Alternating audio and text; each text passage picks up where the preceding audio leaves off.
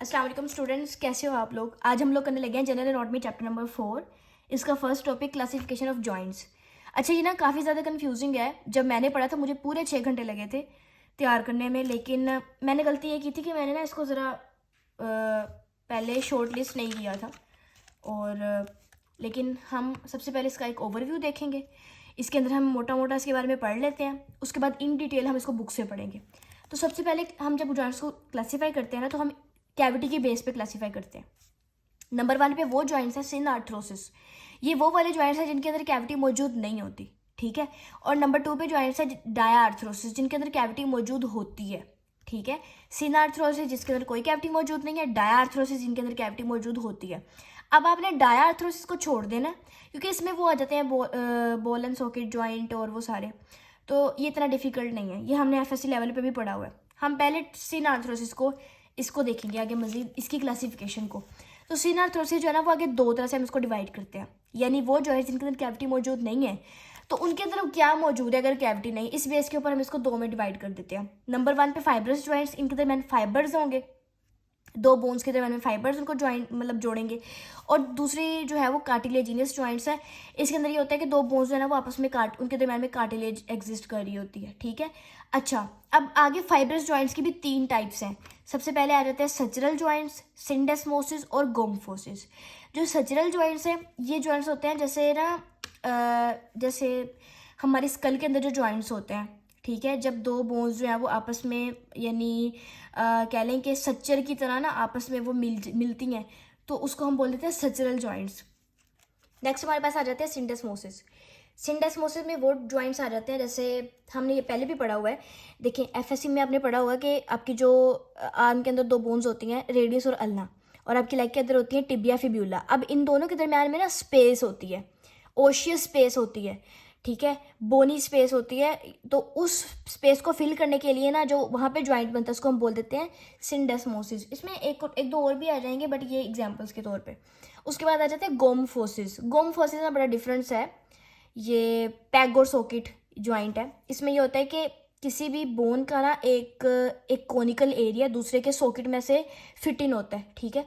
और ये याद रखना है कि ये बाल एंड सॉकेट की तरह नहीं है, वो तो है डायर्थरोसिस के अंदर। ये हम पढ़ रहे हैं सिनआर्थरोसिस, उसमें हम गोम्फोसिस पढ़ रहे हैं। तो ये ना फाइबर्स के जरिए से जुड़े हुए होते हैं। ये हमारे जो टीथ होते हैं वो इसकी एग्जाम्पल में आ जाते हैं, ठीक है। उसके बाद आ जाते हैं सिरेट, डेंटिक्यूलेट, स्क्वेमस और प्लेन। ये 4 टाइप्स हैं सचरल जॉइंट्स की। इसको अब हम डिटेल में पढ़ेंगे। अच्छा, नेक्स्ट आ जाते हैं कार्टिलेजिनियस जॉइंट्स। हमने पहले फाइब्रस की सारी क्लासिफिकेशन देख ली, अब कार्टिलेजिनियस की। आगे 2 तरीके से हम इसको डिवाइड कर देते हैं, सिंकोंड्रोसिस और सिम्फसिस, ठीक है। सिंकोंड्रोसिस ये वो वाले जॉइंट्स जैसे हमने पीछे पढ़ा है जो बोन डेवलपमेंट होती है, तो उसके अंदर हमने पढ़ा है कि एपिफिजियल प्लेट होती है, एपिफिजियल लाइन, वो सारी चीज़ें वहाँ पर हमें पढ़ा था कि कार्टिलेज होती है।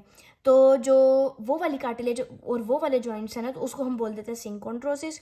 और ये प्राइमरी कार्टिलेजिनस जॉइंट्स हैं, और ये एंड हो जाते हैं। ये ट्रू जॉइंट्स नहीं होते, क्योंकि जब आपको पता है जब बोन अपनी प्रॉपर लेंथ पे पहुंच जाए तो उसके बाद तो वो कार्टिलेज खत्म हो जाती है, तो फिर ये ट्रू जॉइंट्स नहीं है। और दूसरे नंबर पे आ जाते हैं सिम्फसिस। ये सेकेंडरी कार्टिलेजिनस जॉइंट्स हैं और ये ख़त्म नहीं होते, ये फॉर एवर रहते हैं। प्यूबिक सिम्फसिस ये एफएससी की हमने पढ़ी हुई एग्जाम्पल, जो हिप जॉइंट में होती है, जॉइंट में खैर नहीं होती है, उस एरिया में होती है। तो ये प्यूबिक सिम्फसिस उसकी एग्जांपल में ये इसकी दूसरी टाइप हो गई, ठीक है। अब हम इसकी डिटेल्स पढ़ते हैं, ठीक है। अच्छा जी, सबसे पहले हम लोगों ने ये देख ली दोनों चीज़ें, ये बातें भी हमने देख ली कि फाइब्रस जॉइंट्स की 3 टाइप्स हैं, सचरल, सिंडेस्मोसिस और गोम्फोसिस।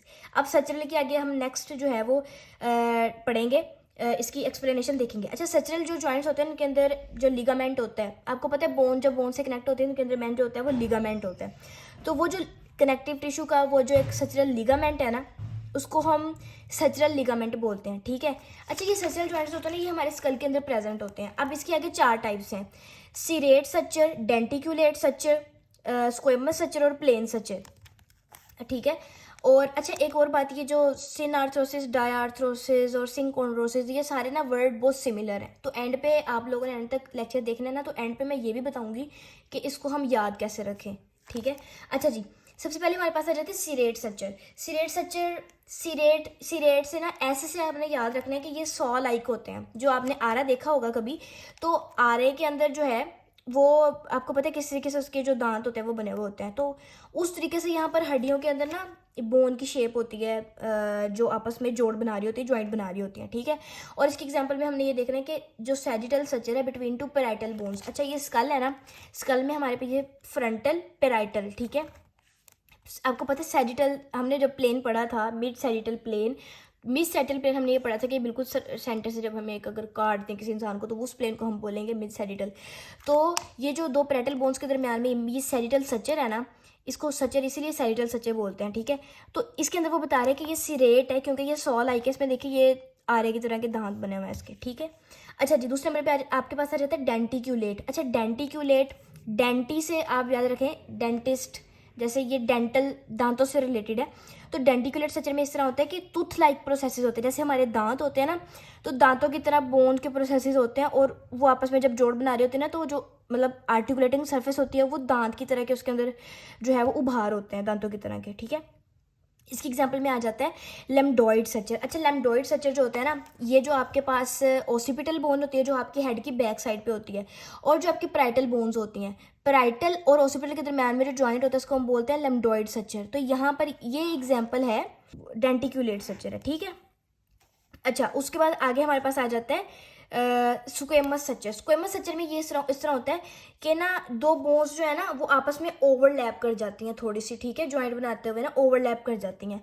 और इसी एग्जांपल में आ जाता है हमारे पास जो टेम्पोरो पैराइटल होता है। अच्छा, ये पैराइटल बोन्स है ना, जो कान वाले, इसके नीचे कान वाले एरिया में एक और बोन होती है दोनों तरफ, उसको हम बोलते हैं टेम्पोरल बोन। ये पैराइटल है और ये टेम्पोरल, तो पैराइटल और टेम्पोरल के दरम्यान में वो सचर होता है और उसको हम क्या बोलते हैं, स्क्वेमस सचर, ठीक है।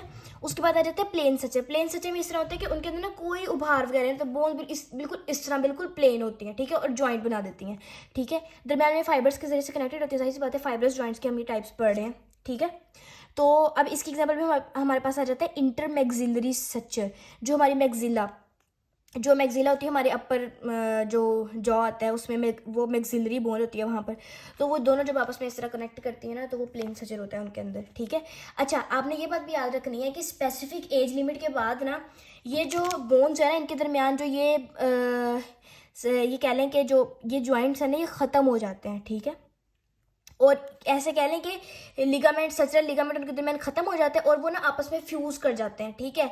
और जैसे जब कोई बच्चा पैदा होता है हम बच्चे का कहते हैं कि ये सर बनाना है, वैसे तो ये नहीं करना चाहिए, बट वो आपको पता है औरतें क्या करती हैं, उनके सर को कभी दबाती हैं तो कभी कुछ करती हैं, कभी ऊपर वजन रखती हैं, कभी साइडों से कोई सपोर्ट रखती हैं कि इनका सर ख़राब ना हो जाए। तो उस टाइम पर ये होता है कि बोन्स आपस में मिली नहीं होती, तो जो है वो स्कल की शेप चेंज हो सकती है, तो वो अपने हिसाब से बच्चों का सर बना देती है गोल मटोल सा करके। लेकिन जब थोड़ा सा बच्चा बड़ा हो जाता है तो फिर वो कहते हैं इसका कोई हल नहीं है, अब इसका सर ऐसे ही रहना है। क्यों? क्योंकि तब बोन्स आपस में मिल गई हैं और वहाँ पर ना यानी बोनी टिश्यू ने उसको फाइब्रस टिश्यू को ना बोनी टिश्यू ने रिप्लेस कर लिया। इसको हम बोलते हैं सिनोस्टोसिस। अब ये जो सिनोस्टोसिस का वर्ड है ये भी थोड़ा कन्फ्यूजिंग है, तो आपने याद रखना है ओस्टोसिस से, ओस मतलब बोन, ठीक है, ओशियस जैसे बोन के लिए यूज करते हैं तो ओस। अब सिनोस्टोसिस से आपने याद रखना है कि जब बोनी टिश्यू फाइब्रस को रिप्लेस कर लेगा और बोन जो है वो आपस में परमानेंटली ज्वाइन कर जाएंगी, ठीक है। अच्छा, ये मैंने आपको सिंडस्मोसिस मैंने आपको एक्सप्लेन कर दिया था, ठीक है। यहाँ पर एक बात याद रखने वाली है कि जो इस ज्वाइंट के अंदर जो वो फाइबर्स होते हैं ना, तो वो उसको हम बोल देते हैं इंटरोशियस लिगामेंट, ठीक है। और ये जॉइंट्स इनको हम सिंडस्मोसिस, ये रेडियस अल्ना और जो आपके टिबिया फिबुला उसके अंदर, और ठीक है गोम्फोसिस मैंने आपको ज्वाइन बता दिया कि ये जो है वो आपके दांतों वाला जो एरिया होता है वहाँ पर ये प्रेजेंट होता है। उसके बाद जो सिंकोड्रोसिस है ये भी मैंने बता दिया आपको, एपिफिजियल प्लेट और एपिफिजियल कार्टिलेज और ग्रोथ प्लेट वाले रीजन में जो जॉइंट्स होते हैं, ठीक है। और ये ट्रू नहीं होते, प्राइमरी कार्टिलेजियस जॉइंट किनको बोल देते हैं। फिर मैंने आपको सिम्फसिस के बारे में बता दिया। आगे इसकी एग्जांपल दी हुई है कि जो प्यूबिक सिम्फसिस एक एग्जांपल दी हुई है और दूसरी आपकी मेनुब्रियम और स्टर्नम की जो बॉडी होती है। स्टर्नम जो होती है ना उसमें सबसे पहले होती है मेनुब्रियम, नीचे बॉडी ऑफ स्टर्नम और नीचे ज़ीफॉइड प्रोसेस। तो लेकिन जो बॉडी और मेनुब्रियम के दरमियान में होता है ये कौन सा होता है, ये होता है सिम्फसिस वाला जो है जॉइंट, ठीक है। और उसके बाद जो है वो आगे लिखा हुआ है, आगे ये भी बताया हुआ है कि और कहाँ पर होता है ये। अच्छा, ये बात हमेशा याद रखनी है कि ये जो सिम्फसिस वाला जॉइंट होता है ना हमेशा मिड लाइन में होता है बॉडी की। जैसे सिम्फसिस, प्यूबिक सिम्फसिस बिल्कुल आपके जो हिप वाला एरिया वहाँ पर बिल्कुल मिड में होता है, ठीक है। ये देखें यहाँ पर ये बिल्कुल आपकी बॉडी के मिड में है, ठीक है। दूसरे नंबर पे जो आपके वर्टिब्रा के दरमियान vertebral intervertebral disc fibrocartilage होती है दो वर्टिब्रा के दरमियान में, ठीक है। तो उस रीजन में भी ये जो जॉइंट है ये प्रेजेंट है, तो ये बिल्कुल बॉडी के मिड में है। और इसी तरीके से जो मेलुब्रियम और बॉडी ऑफ स्टर्नम के हमने पढ़ा है उसमें भी हमने ये पढ़ा है कि हमें पता है कि स्टर्नम बिल्कुल मिड में होते हैं। तो ये सारे जॉइंट्स जो सेकेंडरी कार्टिलेजिनस जॉइंट है, ये सिम्फसिस है ना, ये सारे बॉडी के मिड रीजन में होते हैं, ठीक है। नेक्स्ट हम लोग डायर्थ्रोसिस को पढ़ेंगे। फिलहाल के लिए अल्लाह हाफिज़। अच्छा स्टूडेंट, सॉरी मैं आप लोगों को बताना भूल गई, जो मैंने बोला था कि मैं आपको याद करवाऊंगी कि ये नाम है ना। तो सबसे पहले हम लोग ना इधर से शुरू करते हैं। सबसे पहले हमने ये डिवीजन की थी ना, सिन आर्थ्रोसिस और डायआर्थ्रोसिस, है ना। तो सिन आर्थ्रोसिस और डायआर्थ्रोसिस, इन दो वर्ड्स को आपने इस तरह याद रखना है। यहाँ पे आते हैं आर्थ, ठीक है, आर्थ वर्ड आ रहा है ना, आर्थ। जैसे आपने पढ़ा होगा आर्थराइटिस, है ना।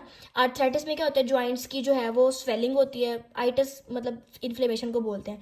तो आर्थ से आपने याद रखना कि जॉइंट की बात हो रही है। तो यहाँ पे सबसे पहले हमने जब दो जॉइंट की दो डिवीजन किया, तो आर्थ्रोसिस से आपने याद रखना है कि जब सिन आर्थ्रोसिस और डायआर्थ्रोसिस आएगा तो ये जॉइंट की जो मेजर दो ब्रॉड डिवीजन है ना, उनके बारे में बात हो रही है, ठीक है।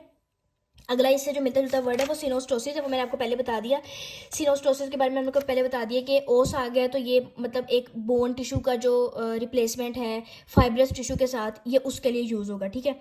अच्छा, ये जो सिंडेस्मोसिस और गोम्फोसिस है, इसका मेरे पास कोई इलाज नहीं है, ये आपको इसी तरीके से रटा मारना पड़ेगा और ये अच्छे से याद हो भी जाता है। लाइक जैसे ये मैंने कहा लिखा हुआ है सच्चर सिंडेस्मोसिस गोम्फोसिस, ये फोसिस है, नहीं सिंडेस्मोसिस और गोम्फोसिस, ओसिस है। तो इसको ना आप इसी तरीके से याद करना और ये याद हो भी जाता है, इतना मसला नहीं होता है। अच्छा, आगे है सिंकोंड्रोसिस। अच्छा, कॉन्ड्रोसिस में ना, सिंकोंड्रोसिस में कॉन्ड्रो वर्ड यूज हो गया। कॉन्ड्रो मतलब कार्टिलेज, मतलब ये कार्टिलेज की एक टाइप है। तो सिंकोंड्रोसिस, तो ये कार्टिलेजिनस जॉइंट की बात हो रही है। और सिम्फसिस, ये आपने एफएससी में पढ़ा हुआ है। प्यूबिक सिम्फसिस से याद रख लेना है कि सिम्फसिस ये वो थे जिनके अंदर फाइब्रो कार्टिलेज ये सेकेंडरी कार्टिलेजिस जीनियस जॉइंट्स थे और इनके अंदर फाइब्रो कार्टिलेज थी, ठीक है। अच्छा, मुझे ये भी बताना भूल गया कि इनके अंदर ना हाइलिन कार्टिलेज होती है। जैसे आपको पता है बोन के अंदर हमने पढ़ा था कि जो मेटाफाइसिस वाला रीजन होता है वहाँ पे हाइलिन कार्टिलेज होती है और यहाँ पे फाइब्रो कार्टिलेज होती है सिम्फसिस में, ठीक है। मेरे ख्याल से और कोई नहीं है जो कंफ्यूज करे, तो यही वर्ड्स थे। थैंक यू सो मच, अल्लाह हाफिज़।